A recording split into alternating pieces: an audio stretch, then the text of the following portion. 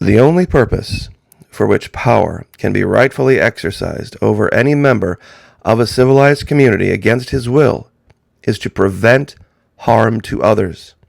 His own good, either physical or moral, is not sufficient warrant. John Stuart Mill. I believe in the wisdom of our ancestors, because they faced challenges much like we face today, some even worse. This current biomedical security event going on around the world is a good example, a good test for those who say they value freedom, those who say they value liberty. Many believe the governor of the state of Florida has taken too much of a hands-off approach by passing legislation and signing legislation that says medical decisions regarding children are best left to the parents, not to the state. You see, freedom and liberty is messy. In free societies, people will fall through the cracks, drink too much, eat too much, buy unaffordable homes, fail to make prudent provision for health care, and much else. But the price of being relieved of those tiresome choices by a benign paternal government is far too high.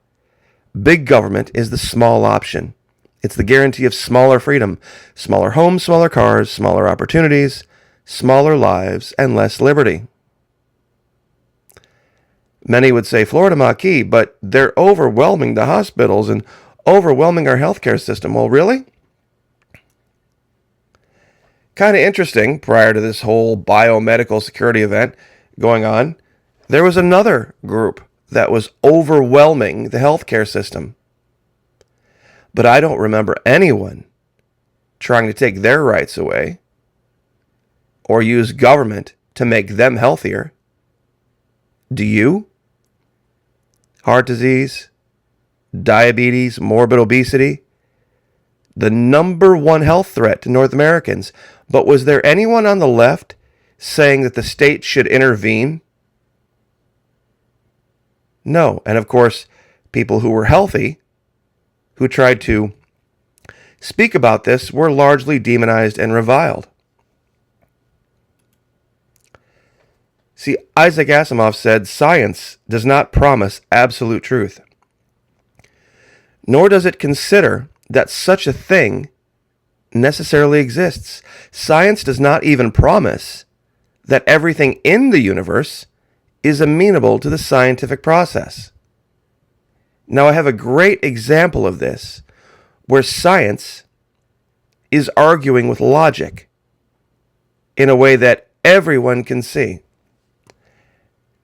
And it's an article that doesn't have really anything to do with this, but it does give us an insight into the mindset of those who are trying to use the government to create their own perfect society. Now, on the right, perfectly preserved cave lion cub found frozen in Siberia is 28,000 years old. Even its whiskers are intact. Now, this seems like a pretty innocuous article. Kind of cool that they found this little lion cub, and because of the state that it was preserved in at the moment of its death, it's lasted throughout all of these millennia. But wait until you read the article, and it'll show you just how much they are on their knees in front of the altar of science. Found frozen deep in the Siberian Arctic, the cave lion cub looks like she's asleep, and one touch might awaken her. The cub's golden fur is matted with mud, but otherwise undamaged. Her teeth, skin, soft tissue, and organs are mummified, but all intact. Some 28,000 years since she last closed her eyes, claws still sharp. Unprecedented, permafrost preserved specimen. Now, you ready for the crazy part? They actually found 2 cubs, not just one.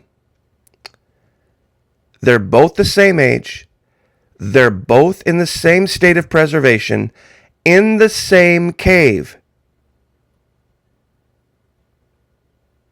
The Siberian Simba, nicknamed Sparta, was one of two baby cave lions, extinct big cats, that used to roam widely across the northern hemisphere, found in 2017 and 2018 by mammoth tusk hunters on the banks of the Semyulyak River, I hope that got that right, in Russia's Far East. Initially, it was thought, now this is the craziest part, the two cubs were siblings as they were found just 15 meters, 49 feet apart.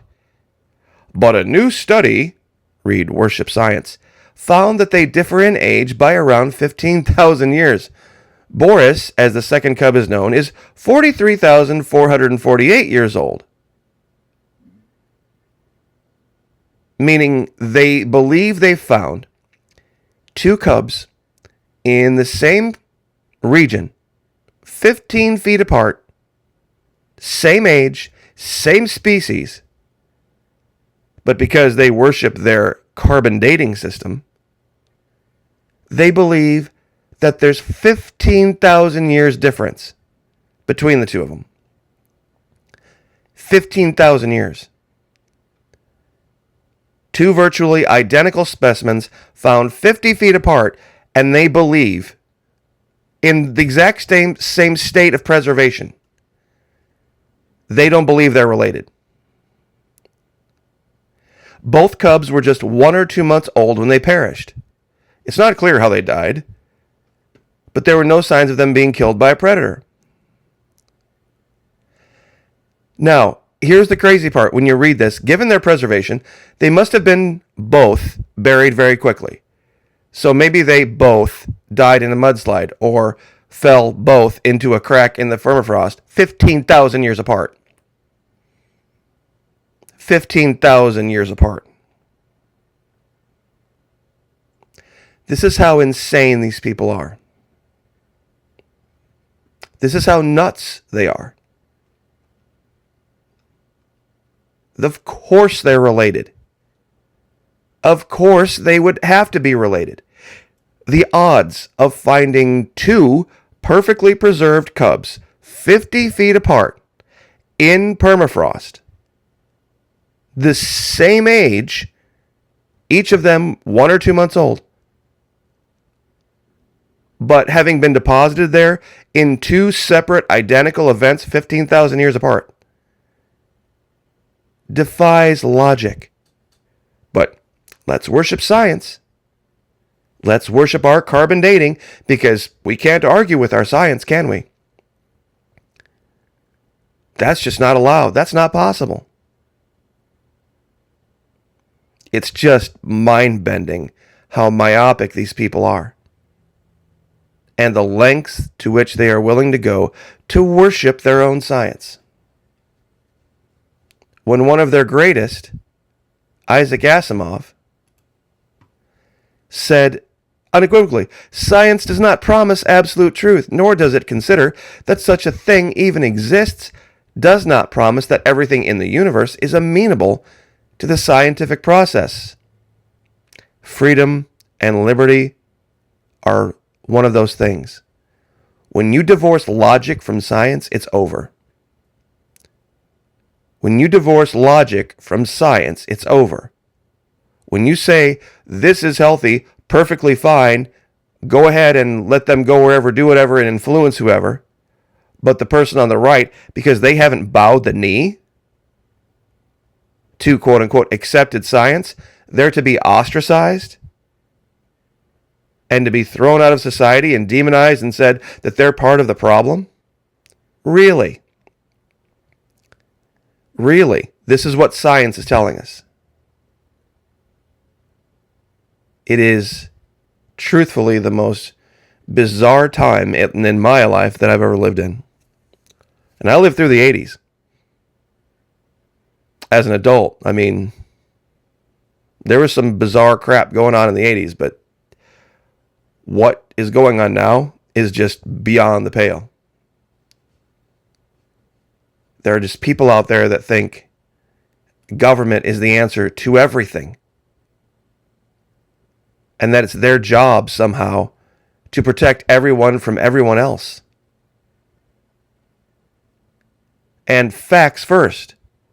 The Delta variant was originally called the South African variant. And a couple weeks ago, in a speech, the President of the United States, Joe Biden, said that it arrived on our shores from somewhere else. It wasn't because of the unvaccinated. And even if you are, facts first. Facts first, you can still get the coronavirus. Having the vaccine allegedly makes the symptoms more mild and more manageable, but it doesn't prevent you from spreading it. So this whole idea of forcibly masking or forcibly inoculating people is just ridiculous. It even argues with our own science, but I will leave it there. God bless. Have a happy Saturday. Like, share, subscribe, and we will see you tonight on Twitch.